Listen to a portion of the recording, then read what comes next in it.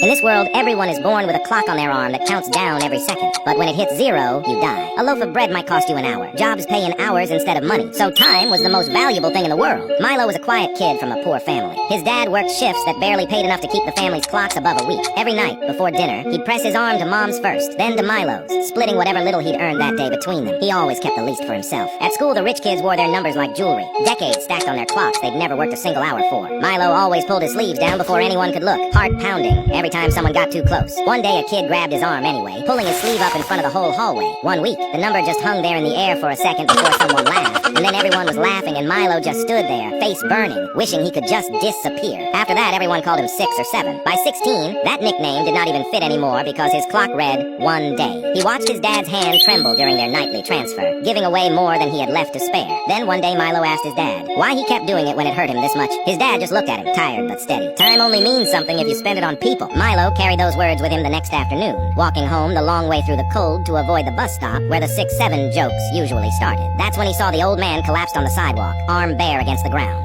4 minutes left. People stepped around him without even slowing down, but Milo knelt down, meaning to give him just 1 hour, just enough to get back on his feet. But then his hand slipped on the old man's arm, and the transfer locked onto a full day instead. By the time he ripped his arm away, his own clock read 1 minute. So Milo just ran. 50 seconds, 30. He didn't know where he was running to. He just ran. 10 seconds, 5. He stopped in the middle of the street and shut his eyes, waiting for everything to go dark. 0. But nothing happened. He opened his eyes, confused, still standing, still breathing. He looked down at his arm. The number read -1. He looked back up. You have to come with me.